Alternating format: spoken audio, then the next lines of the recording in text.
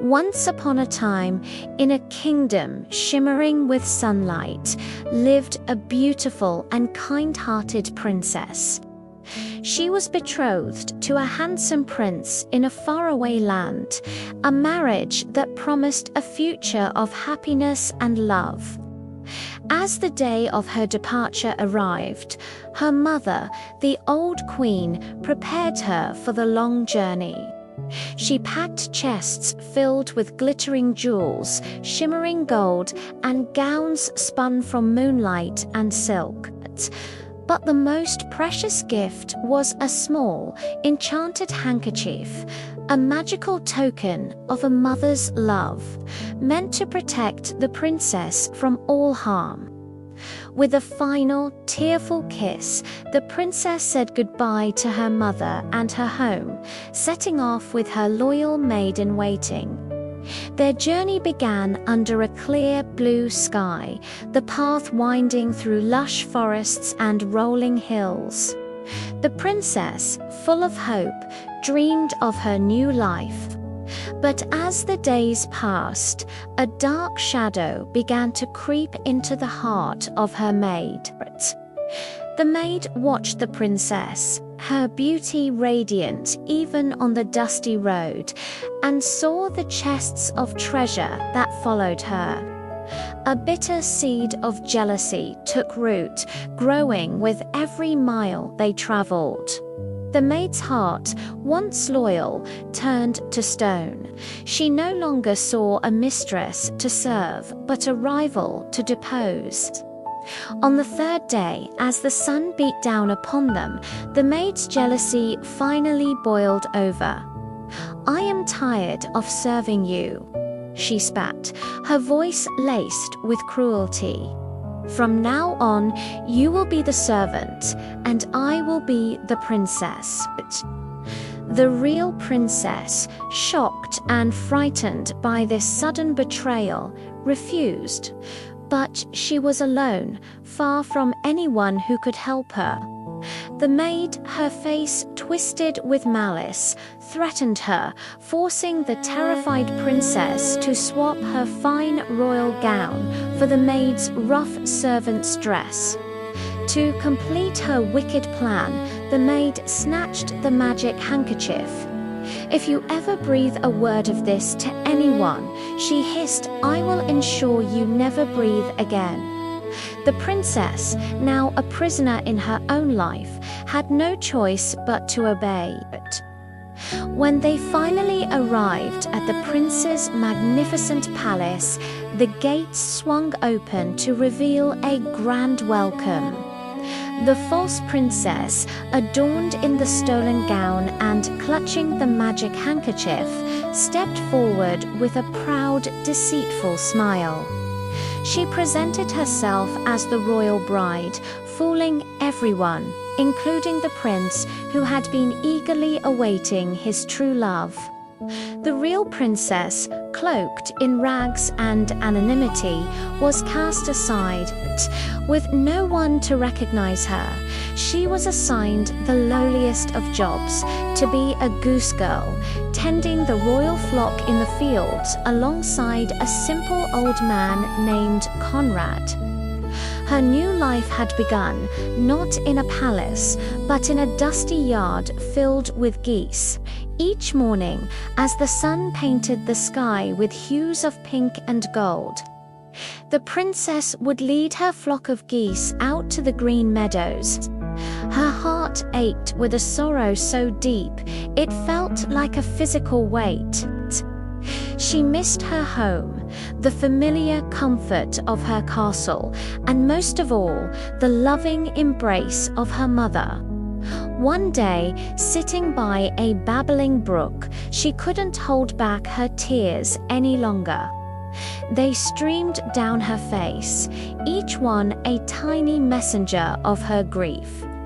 As a gentle breeze rustled the leaves of the weeping willow above her, she whispered her pain into the wind. "Oh, dear wind, blow my sorrow away. Carry it across the mountains and valleys, and let it find my mother's heart." The princess possessed a magnificent head of hair, so golden it seemed to have captured the sun itself.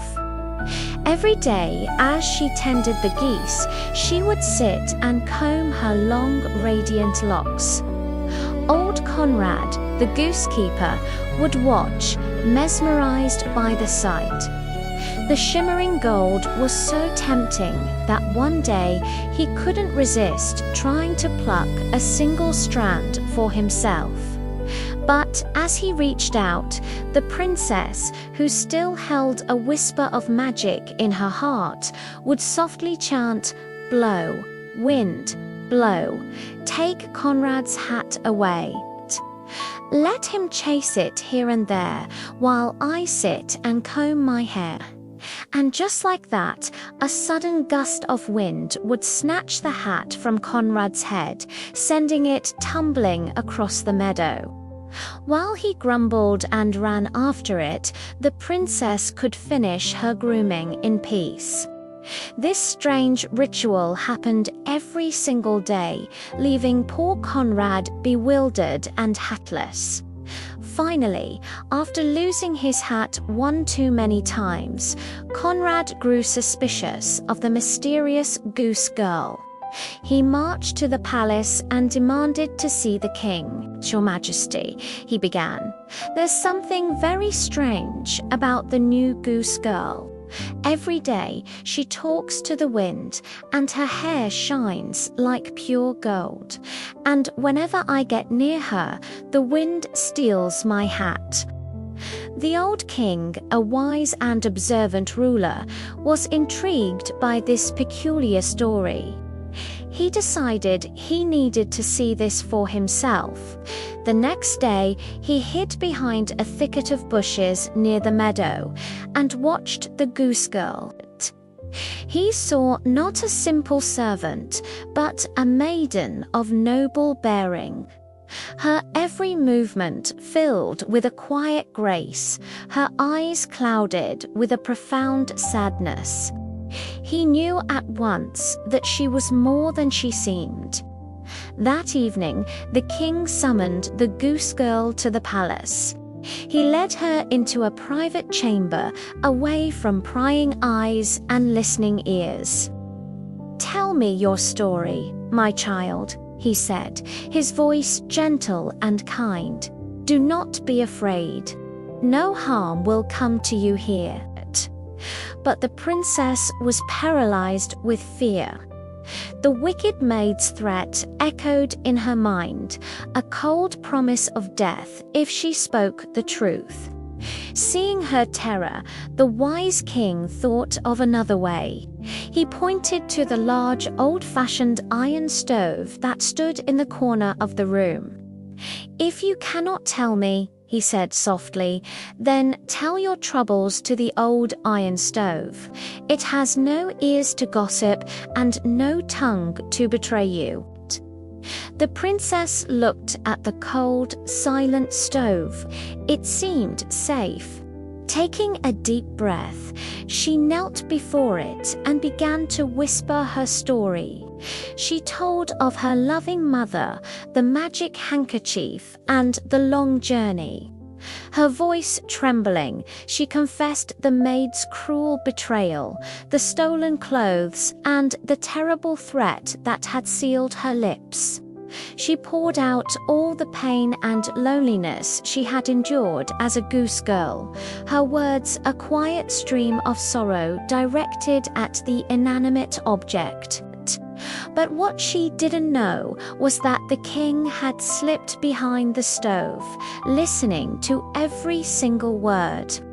The truth, finally spoken, now rested in the hands of the one man who could set things right.